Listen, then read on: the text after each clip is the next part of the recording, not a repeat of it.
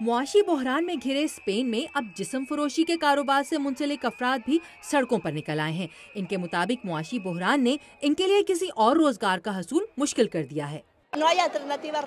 روزی کمانے کے اور کوئی متبادل ذرائع موجود نہیں، جو نوکریاں ہیں ان سے خاندانوں کا گزارا مشکل ہے۔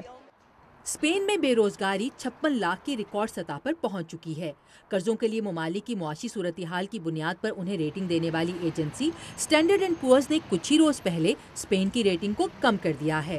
ٹوبیاس بلیٹنر دائیوا کیپٹل مارکیٹ سے منسلک ہیں۔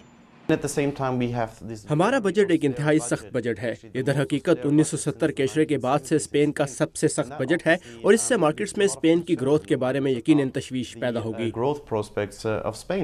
کفایت شعاری بمقابلہ اقتصادی ترقی، یہ ہے اس وقت یورپ کے مالی بحران سے متعلق مرکزی بحث، یعنی کیا ممالک کفایت شعاری کے ذریعے سے دوبارہ اقتصادی ترقی حاصل کر سکتے ہیں۔ اٹلی کو بھی حال ہی میں قرضوں پر بڑھتے ہوئے سود کا سامنا کرنا پڑا ہے۔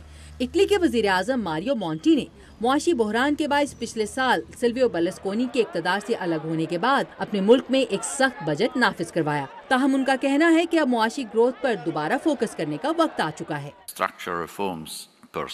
اسٹرکچرل ریفارم سے کبھی بھی معاشی ترقی حاصل نہیں ہو سکتی، کیونکہ کسی بھی ملک کی پیداواری صلاحیت بڑھنے کے باوجود اگر اس کی پروڈکٹس کی ملک کے اندر اور باہر ڈیمانڈ نہیں تو اس کا معاشی ترقی پر کوئی اثر نہیں ہوگا۔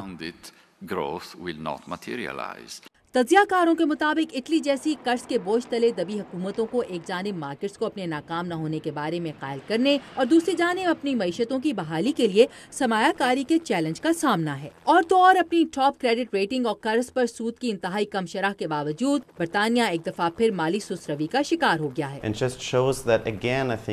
اس سے ایک بار پھر ظاہر ہوتا ہے کہ شاید بہت زیادہ کفایت شعاری معاملے کا حل نہیں۔